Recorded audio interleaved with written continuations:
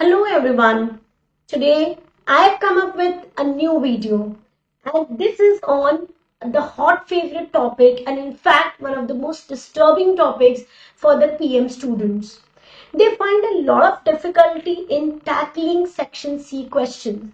And we know that typically section C questions are tested from the different decision making techniques, budgeting questions, the budgeting topics, performance measurement, analyzing the performance and the non-performance measures, and variance analysis, then the building block models, balance scorecard, quantitative analysis, ratios, and so on, transfer pricing. So these are typically the topics which are frequently tested for section C questions, and this is the complete testing area.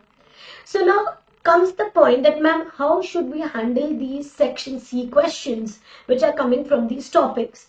So I have picked up 5 topics and one question for each of these topics. And I believe if you do these questions from these topics that we have taken here, I'm sure these topics will be like a smooth transition for you in the exam and you would be able to handle any question that is coming from these topics. So let's analyze and let's understand how to solve section C questions for each of these 5 topics. First topic that I've taken up is constraints. Again, a very frequently tested topic, not just for section C but section B as well.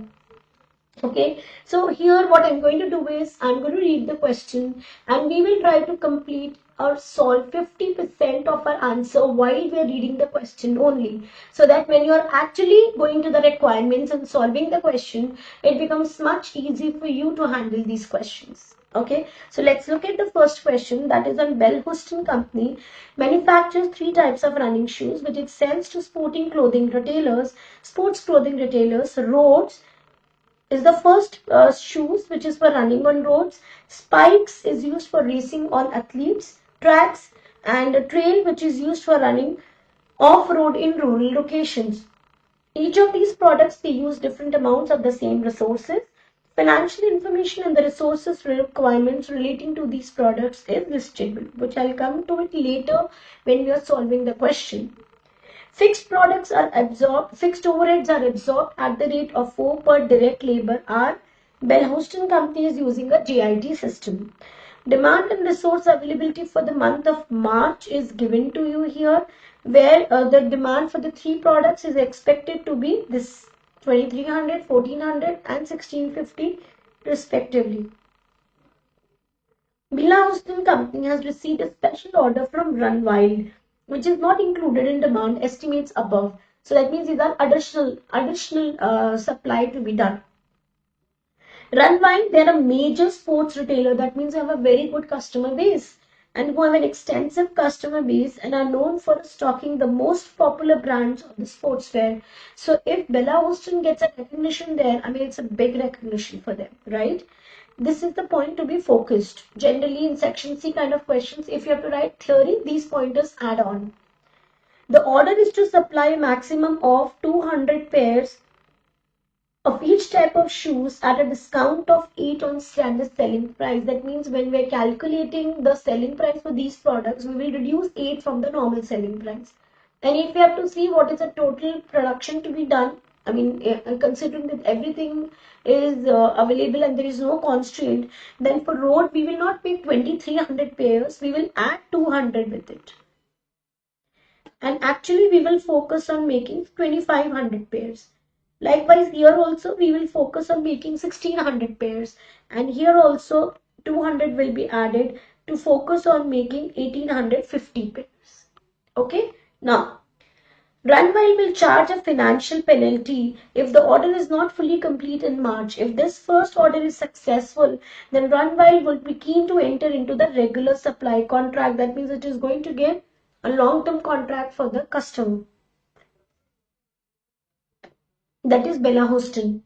Usually Bella Houston Company has sufficient resources to meet the production. However, during March, the maximum availability for the following resources has been identified. And what is it identified? Let's see.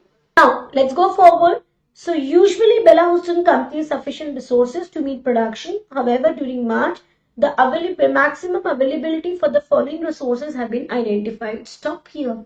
When it says that it is maximum availability, it should give you an understanding that there is a constraint here. There is no use of the term bottleneck. That means we will focus on contribution per whatever is a constraint. Is it direct material, labor or machine time? That we will find out. So why don't we find out now?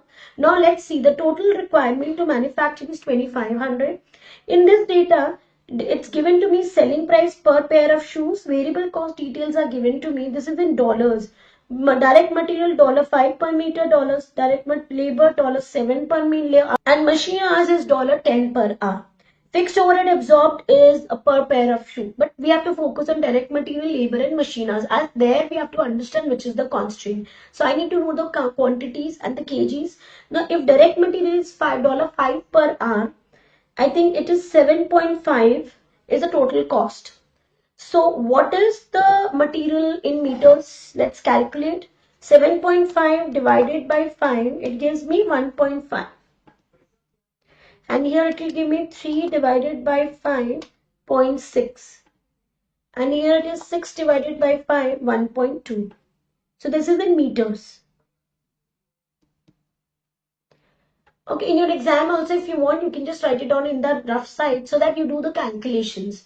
When you do some calculations with the question, it makes you very, very comfortable. In fact, you can do it on Excel only directly. Okay, and then we can see the requirements. Of course, here ranking would be a requirement in these type of questions. So why don't we just parallelly while we're reading do these questions parts. Secondly, for the direct labor, 7 upon 7 hours would be 1 here.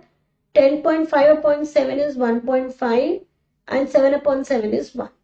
For machine hours, you just have to divide again hours 0.4. 2 divided by 10 is 0.5 and 3 divided by 10 is 0.3. Oh, I'm sorry. 2 divided by 10 is 0.2, not 0.5. Okay. Now, fixed overhead absorbed per shoe is given, but now we know these quantities. So can we say that to manufacture 2500, 1600 and 1650, what will be the total quantity needed for direct material, what will be for direct labor and what will be for machine hours? Yes, I can find out. So what I'll do, I'll list here. Direct material, direct labor and machine hours, and see which is the constraint here. So 2500 multiplied by 1.5, 3750, then 0.6 multiplied by 1600. We are multiplying the U quantity with the labor, with the this, what do you call, with the meters that is required for each of the product. Okay, to see whether the requirements are being met or not. The next one is 1.2. So 1.2 multiplied by 1850 is 2220. Get the totals and we'll get the totals together, and let's do for labor as well. Labor is 1, 1.5 and 1. So 1, it means it will be 2500, and here also it is 120, no, it is 1850.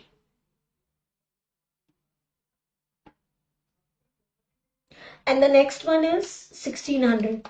1600 into 1.5. That will give me 2400. We'll get the total here as well. For machine hours is 0.4 multiplied by 2500. That is 1000. Then 0.2 multiplied by 1600. It is 320, right? And then the next one is 1850 multiplied by 0.3. And we get here 555. Let's get the totals now, guys. So let's do the total here. First one, direct material, 3750 plus 960 plus 2220. I get 6930. Labor 2500 plus 2400 plus 1850. I get 6750. Machine hours 1000 plus 320 plus 555. I get here 1875. Okay, I get these figures. Now let's check which is the constraint. So material available is 7200 meters, 6930 is the requirement. It is not the constraint, right? Then Labor hours is 6900 available, 6750 is the requirement. Again, it is not the constraint. Not 1815 is the machine hours available, but we require 1875. So there is a shortfall here for the machine hours, hence machine hours is the constraint. That means now what you need to do is you will calculate contribution per machine hour. Can we calculate it? Let's do it here. So road, spikes and trail. Contribution per unit. We know the machine hours that I've written it here already. So I can get contribution per machine hour. Okay, and then we do the rankings. So let's do what is contribution per unit. Simply guys, don't run brains. Profit plus overheads will give you contribution. So just add it. 37.5 plus 4 is 41.5. Here it is 29.5 and here it is 36. Okay, contribution per machine hour will be 41.5 divided by 0.4. I get here 103.75. Right, I'll just calculate it again. 41.5 divided by 103.75. For S, we will get 29.5 divided by 0.2. I get 147.5. And for the third one, I will have 36 divided by 0.3. And I get here 120. So now we can do the ranking. As per the ranking, the maximum contribution is this. So let's make spikes first, then target on making trail, and then target on making road for the remaining hours. Because we have restricted hours, we don't have fully available hours. Clear? So now we are done with ranking part as well, right? So now we have clarity that if we have to maximize contribution, first focus should be on the manufacturing of spike, then trail, and then the roads. Okay, now let's move further in the question. Demand and resource availability for the month of April. Now this was for March and now we are talking about April here. Bella Houston Company predicted that resource availability in March would continue into April. However, it has been discovered that the availability of direct material and direct labor will be 15% less than in March. So now this quantities you will reduce by 15%. That means availability in the month of April will be, so April availability will be 6120. What I did, 7200 less 15%. And 6900 less 15% will be 5865. So this will be the available hours and this will be available meters, right? And it says that available machine time and demand will remain unchanged. So demand is same, machine time is same, 1815 hours. Okay. That means you will have restrictions here, right? Because we require, we will see in the question now. Now let's see the question. Calculate the optimum production plan. The first part always you will focus on. Okay, always focus on the first part only. Calculate the optimum production plan and the resulting total contribution earned for the month of March, assuming that the order will be supplied in full. That means we will first supply run wild in full. It's like a specific customer order and then we will see the regular customer orders. Now guys, we have done the ranking, right? Now quickly let's look at that how should we plan. Now what should be the plan now? To make 200 units of road, spike and trail first, as that this order is to be satisfied in full. After that, the remaining units we will first make for spike as it gives us the maximum contribution to meet the maximum demand, then meet the demand for trail, and only for the remaining hours we will manufacture roads. Let's have a quick look at it. And as this was to guide you, let's have a quick look at how would you be solving it. So the first one, when we see here, it is like we discussed. First, we will make full customer order for 200 roads, spikes and trail. And then in the sequence of the maximum contribution, we will make spikes first, trail first, and 2150 units of only roads, because for the hours that are available, only for those hours we will manufacture roads. So we get a contribution of 211,225. Okay. Likewise, let's go to the second question. It says, calculate the maximum financial penalty. What is the maximum penalty that Billa Houston would be prepared to accept from Runwide if it does not complete Runwide's order in full? First, understand the question. What is the requirement of the question? That what is the maximum penalty that Billa Houston would be ready to accept? So what will be the maximum penalty as per you? The contribution that it will be losing, because first we did what we did, that we satisfied the order in full, and then we allocated the hours to the remaining products and to the products in the ranking of their contribution to earn maximum contribution.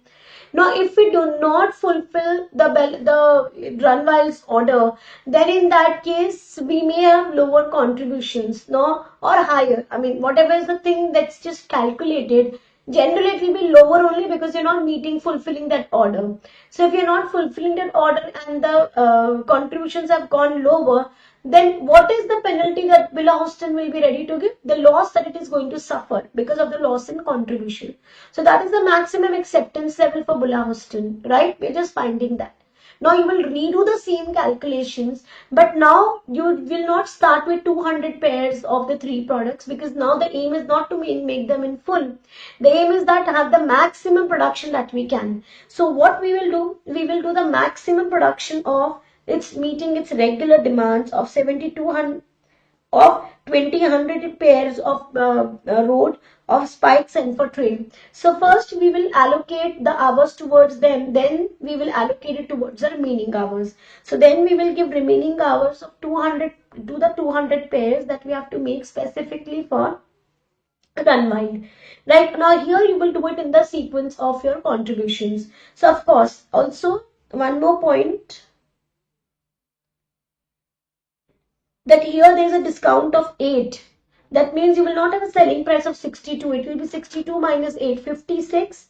For spikes, it will be 45 minus 8, 37. And for trail, it will be 52 minus 8, again 46. So you will use that selling price, you will get the contribution.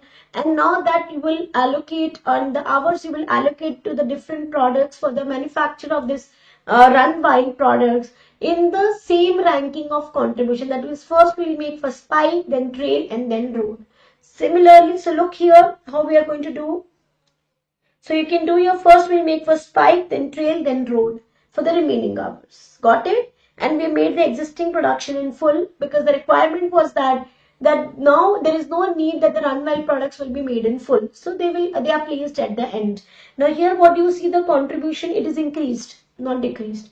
It is increased to 212,425, and here it was 211,125. So this is the increase that is taking place. So what does this increase reflect? This increase reflect means this 1,200 which is increase. So Runwild will go for maximum contribution, then they will not like to manufacture the Bella Houston would like to go for maximum contribution. So they would not like to manufacture for Runwild first then, because that is not giving the maximum contribution. Hence they will say, okay boss, Runwild, we are not able to complete your products, but you maximum penalty that we are ready to give is 1,200 only. Okay, so only 1,200 will be offered as the penalty. That is the maximum that Bella Houston would like to offer. Okay, next question. Discuss whether Bella Houston's company should fulfill Runwild's order in full in March or not. Now let's look at the different pointers, financial and non-financial as well. Financial pointers, and just see the question is of 4 marks. 4 marks means at least 4 to 5 valid points we require in this question. First valid point can be the financial difference that we just discussed, that if they go for this order, then they're losing a contribution of 1,200. Second point can be this, I would like to take the point from here. If they don't make the product in full, then Runwide will not go ahead with the future contracts. And if they make the product in full, that is a Runwide order in full, then they can allocate a regular supply contract also, which is a very, very big thing and very good promotional strategy for Bella Houston products, as Runwide has a huge customer base. and it keeps a lot of popular sportswear brands. So it is direct relationship with a direct kind of an advertising and marketing for Bella Hostel that its products will have. And also on the other side, see if the other sports retailers, they come to know that Bella Hostel was not able to meet these product requirements, then they might also feel that, let's not place order with this company because they don't meet their targets.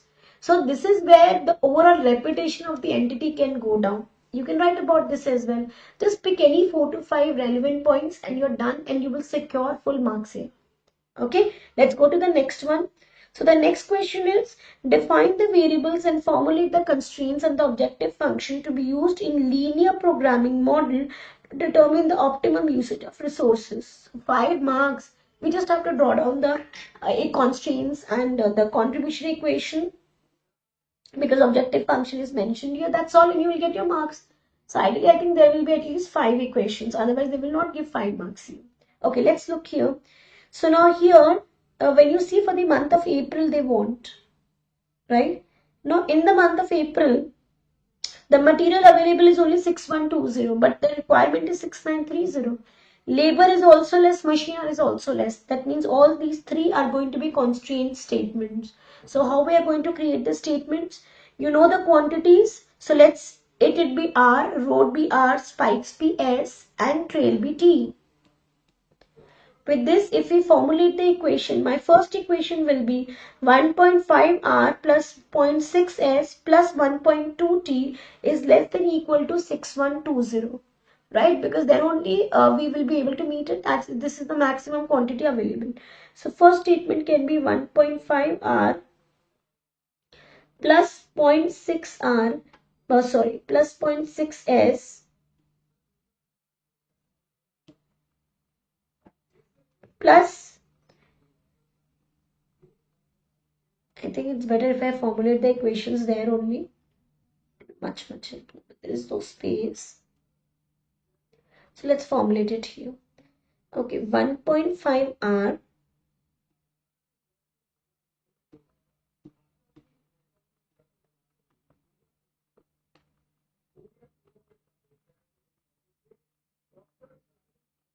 plus 0.6 S plus 1.2 T is less than equal to 6120, because they cannot exceed it. Likewise here for labor, 1.5 and 1. So that means 1 R plus 1.5 S plus 1 T is less than equal to 5861. For machine hours, 0.4 R plus 0.2 S plus 0.3 T is less than equal to 1815. Got it? Now we have other equations also. Demand is also limited. So let's create the demand equations also. R is less than equal to 2300. S is less than equal to 1400 because they have a restricted demand. And T is less than equal to 1650. Let's see the non-negative general equation that we create, that R, S, T are more than equal to 0. Now let's make the objective function. So objective function would be made with the use of a contribution. So contribution is here, we had calculated 41.5, 29.5 and 36. So 41.5 R plus 29.5 S plus 36T. This is the maximum contribution that we will have.